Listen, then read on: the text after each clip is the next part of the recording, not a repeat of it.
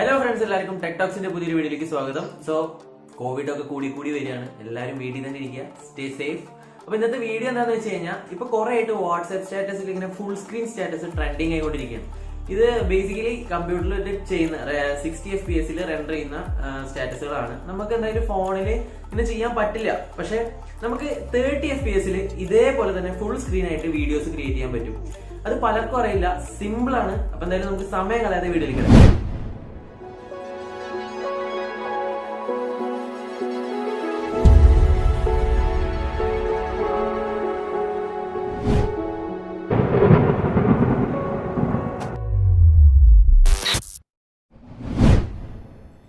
അപ്പോൾ ഇങ്ങനെ full screen ആയിട്ടുള്ള വാട്സ്ആപ്പ് സ്റ്റാറ്റസ് ഉണ്ടാക്കാൻ നമുക്ക് വേണ്ടത് ക്യാൻവ എന്ന് പറഞ്ഞിട്ടുള്ള ആപ്ലിക്കേഷനാണ്. നമ്മൾ ആദ്യം ക്യാൻവ ഓപ്പൺ ചെയ്യാം.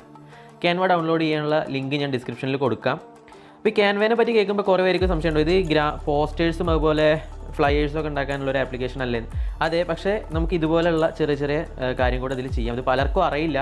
അപ്പോൾ നമുക്ക് ക്യാൻവ ഓപ്പൺ ചെയ്ത് കഴിഞ്ഞാൽ ഇങ്ങനെ ഒരു ഇൻ്റർഫേസ് ആണ് കിട്ടുന്നത്. ഇത് നമുക്ക് ഇതിൽ ബോട്ടം റൈറ്റ് കോർണറിൽ ഒരു പ്ലസ് ഇമേജ് കാണുന്നുണ്ട്. ആ പ്ലസ്സിൽ ക്ലിക്ക് ചെയ്യാം.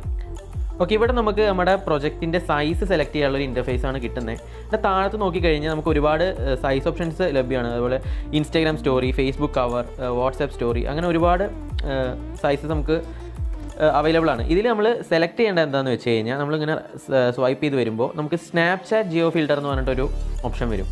അതാണ് നമ്മൾ സെലക്ട് ചെയ്യേണ്ടത്. മുകളിൽ ടിക്ക് മാർക്ക് ഉണ്ട്, അതിൽ ക്ലിക്ക് ചെയ്യുക. ഓക്കെ, ഇവിടെയാണ് നമ്മൾ നമ്മുടെ വീഡിയോ ആഡ് ചെയ്യാൻ പോകുന്നത്. ഇങ്ങനെ ഒരു ഇൻ്റർഫേസ് വന്നു കഴിഞ്ഞാൽ ഇവിടെ നമുക്ക് ബോട്ടം റൈറ്റ് കോർണറിൽ ഒരു പ്ലസ് ഐക്കൺ ഉണ്ട്, അതിൽ ക്ലിക്ക് ചെയ്യാം.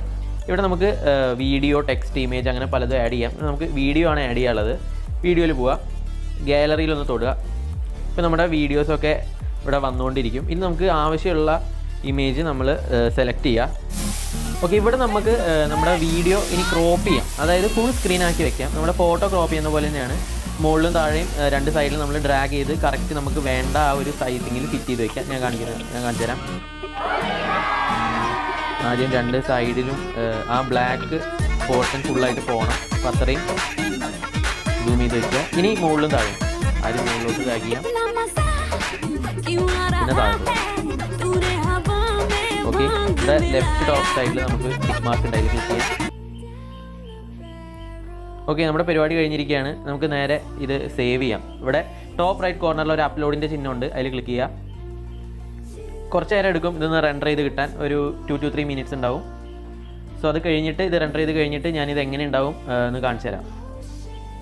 ഓക്കെ, ഇപ്പോൾ നമ്മുടെ വീഡിയോ സേവ് ആയിട്ടുണ്ട്. ഞാനിത് അവസാനം നമുക്ക് ഇത് ചെയ്ത് കഴിഞ്ഞാൽ കിട്ടുന്ന ഔട്ട്പുട്ട് എങ്ങനെയായിരിക്കും എന്ന് കാണിച്ചു തരാം.